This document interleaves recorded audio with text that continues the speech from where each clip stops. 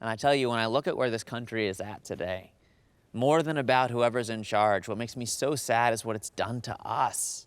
That for the first time in history, we actually have the opportunity to fix so much of what is broken and has been broken for so long.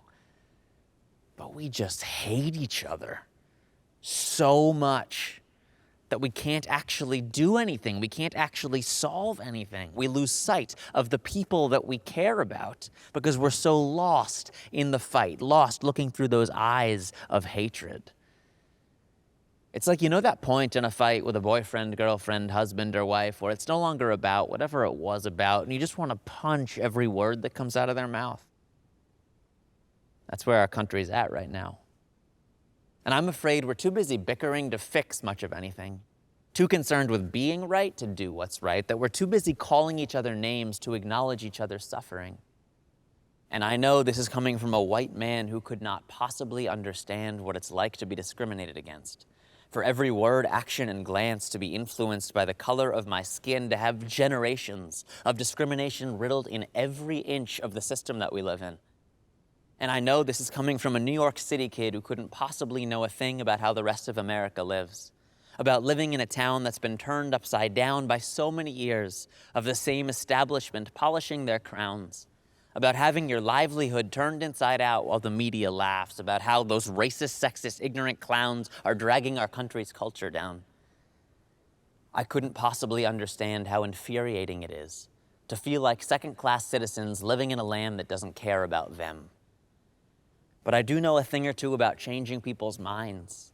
And I think you'd be hard-pressed to find anyone convinced of anything by being patronized and dehumanized. You might be able to make somebody quiet down and toe a line. But all you're doing deep inside is feeding the beast that waits and lies until it has the chance to sink its teeth between your eyes. I'm scared we don't actually care about each other, that you just want to impose your views on those who don't agree with you. I'm scared that in a time where our realities are defined by algorithms that are personalized, we won't take the time to leave what we believe behind. I'm scared that it's become so easy to share. We've forgotten how to listen, that we care more about winning than listening, when the only path to victory for anyone is listening. If victory isn't conquering, but reconciling differences, and victory isn't conquering, it's reconciling differences. I'm scared it's become so easy to instigate our animal brains with rhetoric and headlines that sound insane, that there's too much profit to be made and power to be gained for media or politicians to do anything but fan these flames. So I'm afraid we've approached this point of rage where the fight itself is all-consuming. And to the right side, the left side is the wrong side of everything. And to the left side, the right side is the wrong side of everything, when honestly, when was the last time any of us was right about everything? Underneath the kicks and screams, we all want peace. But that train has left, right? Now we've got some angry bodies marching in the streets like left, left, left, right, left. Feels like the left feels a sense of righteousness and wants to right the right, while the right thinks the left forgot why our founding fathers right those rights, right? Religious right trying to guide the left towards the Lord's white light, while the left wonders how the right can sleep at night. But hey, there's no convincing a man of God he doesn't know what's right, right? If only they could be exposed to city life, right? Where cultures intertwine in a bit more harmony while we leave human beings freezing in the streets like they don't deserve a place to eat or sleep, right? But how can those racist, sexist hicks be so naive, right? And how disconnected can those leftists fricking be, right? And could someone please tell me, what do we actually accomplish as we fight? Can we stop swinging and address the gaping bleeds, eh? When our back's against the ropes and the world we've come to know is fading to the distance as our eyes are forced to close, we have this opportunity to count to 10. This time to stop and breathe again.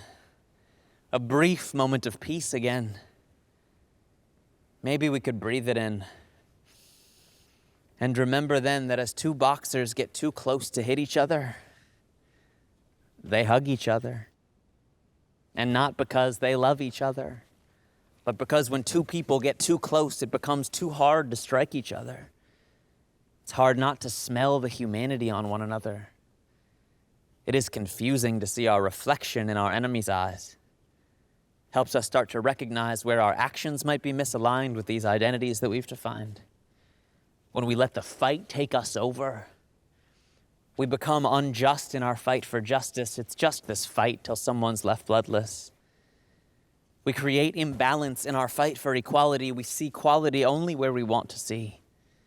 We silence each other in our fight to be heard, as though beliefs could be changed by censoring each other's words. You know that point in a fight with a boyfriend, girlfriend, husband, or wife where it's no longer about whatever it was about, and you just want to punch every word that comes out of their mouth. It's where our country's at right now.